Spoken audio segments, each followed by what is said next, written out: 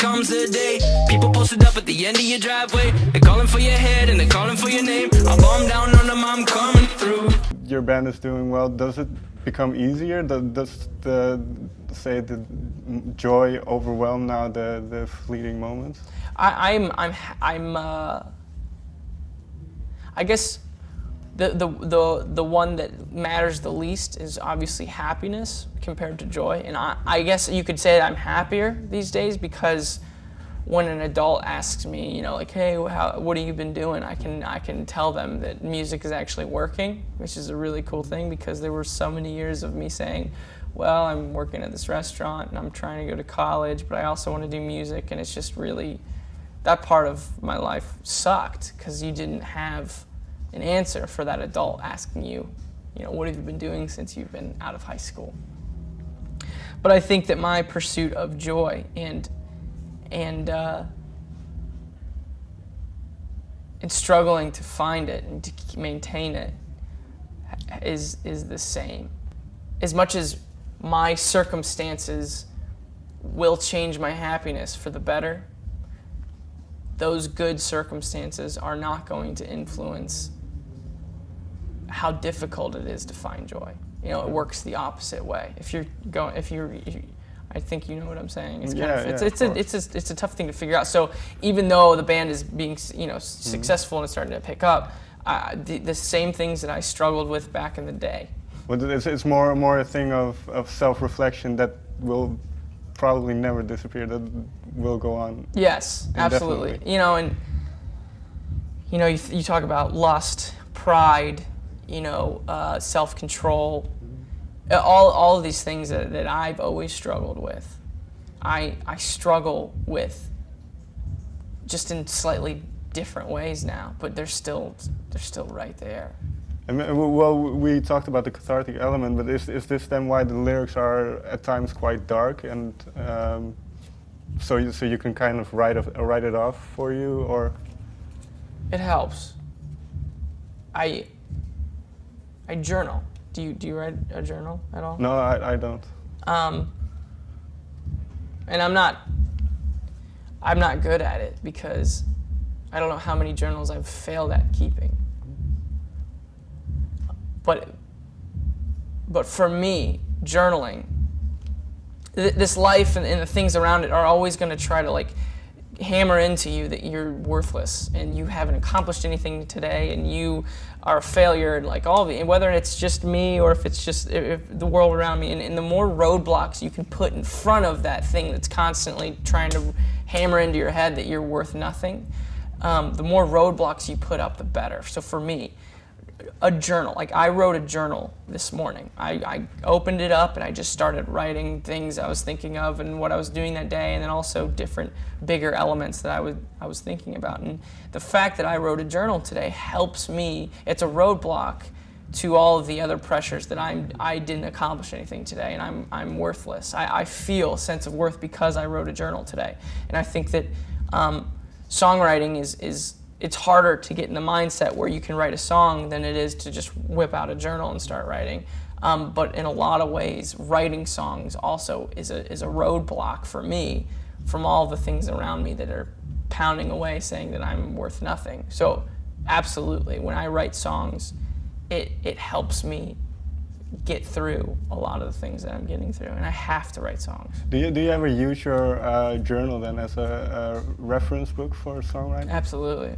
I'm not gonna just straight up write a song word by word from what I journaled, because one, it probably wouldn't make much sense, and two, it would be a little more crude. But when you force yourself to write, you start to realize how creative you are. You really are.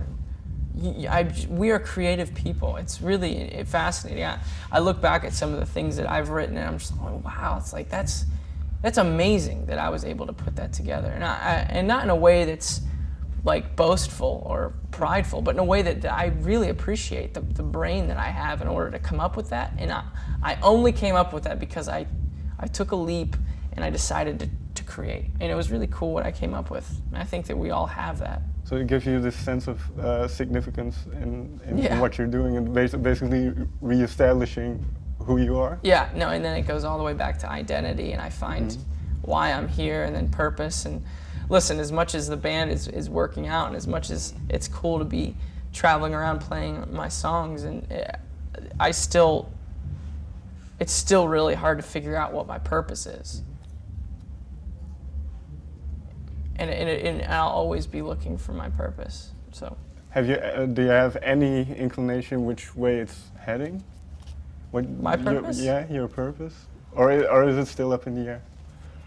it's like what's success? That's my question. It's like, what is success? Is it, for me and most people, I think that it's all about numbers. It's like if I make this much money, or if I get in front of this many people, if I play this many shows, or if I, it's a numbers thing.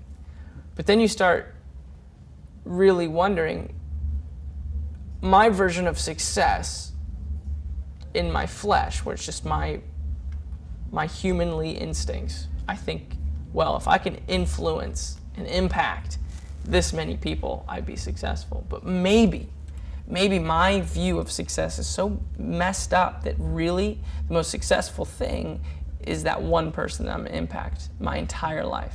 I might just impact one person, and that would be successful.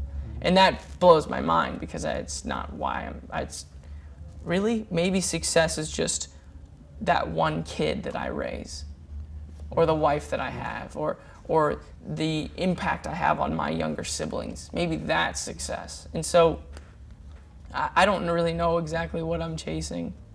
But the more people I influence and impact, the better chance it is that I've impacted that one person that I was made to impact. So this comes back to what you said before on your bio as well, that you want to make people think with your music, not just give them a song to enjoy, but also, or is it? No, it's absolutely right. It's cool. It's really interesting, kind of. I don't really get to talk about this very much. In the States, they're wondering about, the music video that we did, or the producer we got to work with, or what was it like playing in front of those people, or what are your plans for the future. But it's always cool for me to come to a place that's foreign to me, and yet talk about something that's so familiar. Talking about just the fact that you even know the bio on our website means so much to me. And I get to talk about, we have interviews, and I get to talk about things that are the things I've always wanted to talk about. And it actually doesn't happen very often in the States. The place where I think I would be able to relate the most with, someone who lives in the same country that I do, it doesn't happen as much. And I get to travel across the globe and talk to you about joy and peace and happiness, and it just means a lot to me. But then we return to what we talked about earlier, the universal things, essence in people that maybe everybody has somewhere back in the back of their mind, this self-reflective. Yeah. I was search for who they are. Yeah, and it's encouraging to come all the way over here. And I know I'm messed up. I know I'm a weird dude, but it means a lot to me to look at you and know that you're messed up too. I feel good about that. But is it truly that you see yourself as messed up, or is it just like being quite harsh on yourself, being critical? I think to myself, okay, I should be able to control myself, right? It's very simple. I look at that lamp, and I know, okay, when I walk out of this room, I'm not supposed to hit that lamp. So I stand up, and I walk out of the room, and I don't hit that lamp. Why can't I make decisions like that about everything in my life? I'm not going to get angry at my brother. I want to be the best brother. Don't you? Do you have siblings? I have a brother. Yes. You have a brother. Yes. Don't you want to be the best brother? Of course. Do you think that you've been the best brother? Not by a long shot. Not at all, right? It's like, why can't I do what I want to do? if I want to be a dad one day, I want to be the best dad. Guess what? I'm not gonna be the best dad, and that's messed up. That's messed up. That means that if I were to take how it is I treat people around me in the same way that I treat a social setting, that means I would stand up right now and I would kick that lamp over because I there's something wrong. There's like something is broken in this.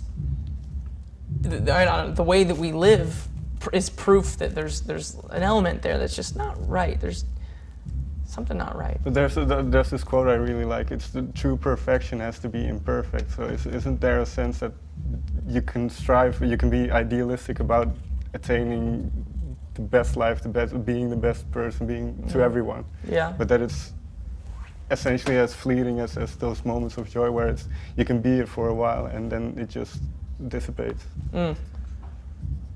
The perfect things are imperfect. Is that what the phrase was? The true perfection has to be imperfect. True perfection has to be imperfect. It's from a song. I would say that an imperfect person came up with that too. Sure.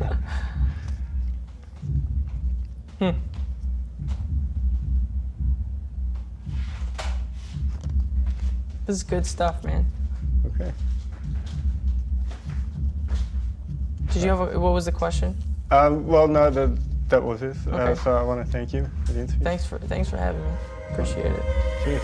Cheers. If there comes a day, people posted up at the end of your driveway, they're calling for your head and they're calling for your name. I'll bomb down on them, I'm coming through. Do they know I was grown with you? If they hate a smoke, no, I'll go with you. Just keep it outside, yeah. Stay with me.